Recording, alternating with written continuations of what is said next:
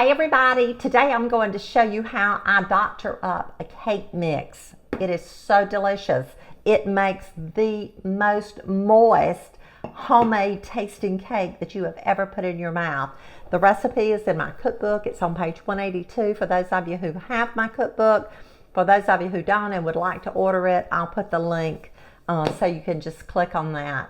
So this is so simple, it's so easy, but stay with me. Some of you have asked me to share this. We've talked about it, or I've talked about it several times on my videos about my doctored up cake mix, and I'm going to show you how to do it today.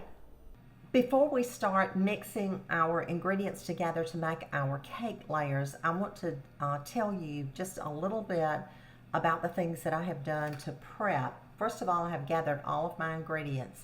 I never start a recipe or making anything until I have checked to see that I have all of my ingredients. I have preheated my oven to 350 degrees, and I have lined 3 9-inch round cake pans with parchment paper. Now, if your parchment paper doesn't want to lay down properly, you can just put a little smidgen of oil on the bottom and it will lay down. I have greased it around the sides with vegetable oil. Some of you are going to ask me, where did you get those pans?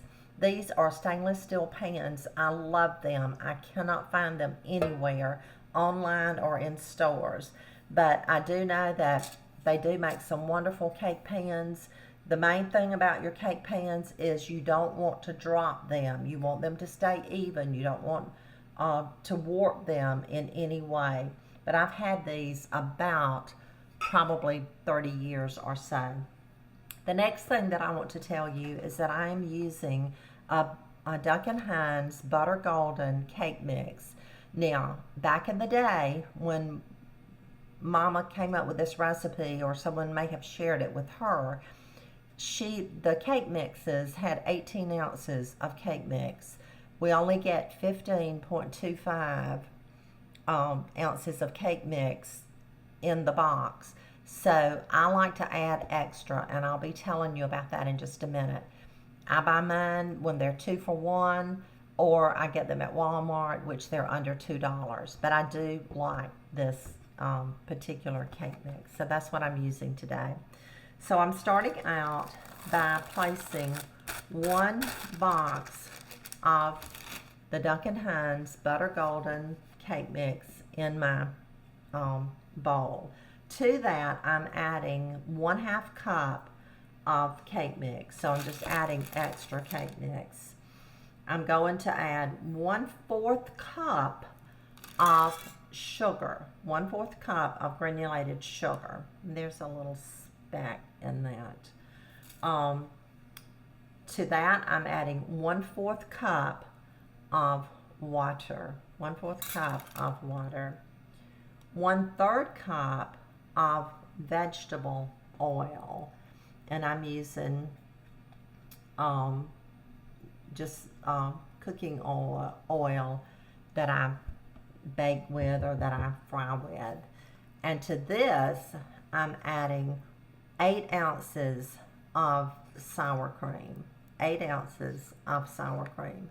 And we want to make sure that we get all of this out. This cake, or these additions to this cake mix, it makes 3 nice layers. It's moist. It tastes homemade to me. My family loves it. I use it a lot.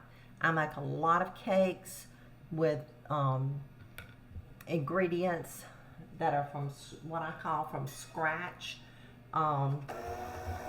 But this is a quick and easy and delicious way to make a cake.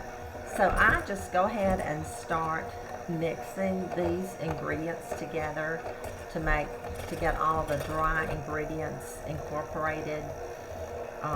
Start that process. Normally, I will use my large stand mixer with the paddle attachment, but today I'm just using my hand mixer, and you can use either one that you prefer.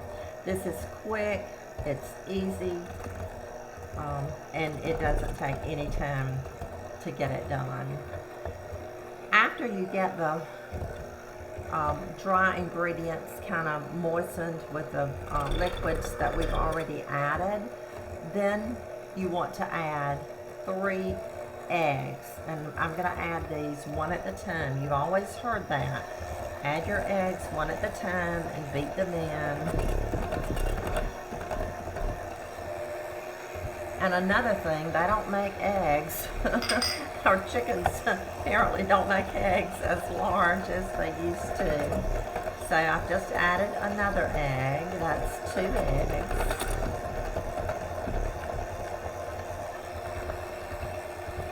And now I'm adding a 3rd egg to the batter.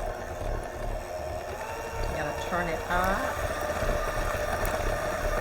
We want to mix this for about 4 minutes. So I'm going to continue mixing it. When I finish this part of the process, I'll be back and I'll show you how I pour it into my pan. I have finished mixing our batter, and now we're ready to pour it into our pan. I'm going to evenly distribute this between the 3 pans that I have, and I like to pour mine around the edges. I don't pour it in the center because if you pour it in the center, then your cake is going to be more prone to have this mound.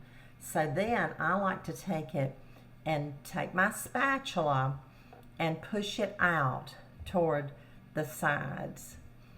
If you see any air bubbles, you can kind of get rid of those if you want to. And then I'll do the other 2 pans the same way. And I just kind of eyeball it to see, to have the same amount of batter in each pan. So now I take it and just tap it. Tap it a couple of times to get some of the air bubbles out. I'll finish filling the other 2 pans. I'll place it in the oven, preheated oven on 350 degrees, and I'll bake it for about 27 minutes. My oven cooks fast, but you probably between 25 and 30 minutes, and your cake layers will be done. And I'll be back, and we'll look at it, and we'll frost it with a chocolate cream cheese frosting. Our 3 layers of cakes are done, and they're ready to come out of the oven. You can tell the one on the bottom is not quite as brown on top, but it's done. So I'm going to take these out, let them cool for about 4 minutes, turn them out on a cooling rack, and then I'll come back and we'll frost the layers. While our layers were cooling, I went ahead and mixed up our chocolate cream cheese frosting, and I'll have that recipe for you. But I have the 3rd layer here that I wanted to place on top, and you can tell that all of my layers turned out about the same height, so that's a good thing. I didn't have to trim. And I like to place mine upside down. That's how I stack my cakes. So I'm just going to put some icing here on the top, and I'll spread that, and then I'll spread the sides, and we'll come back and we'll look at the cake, and I'll cut it for you, and we'll see how that looks. Now, got some on my hand, had to wipe it off. Imagine that. Okay, so here we go. We're just spreading this luscious chocolate cream cheese frosting. It has cream cheese, it has that good butter, has powdered sugar, Miss Mert's vanilla. So it's just going to be delicious. It has a little bit of milk in it, and it's one of my favorite. And this is a great quick cake to make. It serves beautifully. So I'm just spreading it. I love the consistency of this frosting, and I'll go ahead and I'll frost the sides, and when I get finished, then as I said, I'll be back and we'll cut this luscious chocolate cake. Okay, now has come the time to see how this cake looks. So I'm going to cut a big wedge out of it and let you see exactly how the doctored up cake mix looks after it's cut. So here we go. Hold your breath. I'm always scared when I do this. You never know. Okay, so I'm just going to cut a big wedge out. And let me place this here so I don't get chocolate everywhere. I'm just going to lift under here and lift this out and place it on this plate that I have here.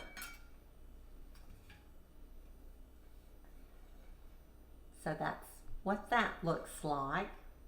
How beautiful is that? And then this is what the cake looks like once it's cut. This is so, so good. It's so simple. I hope you'll try it. I hope you like it. I hope you'll share our video. Make sure you like it so that more people can see it and so that your videos will keep coming up. I hope you have a blessed day, and I'll see you again really, really soon.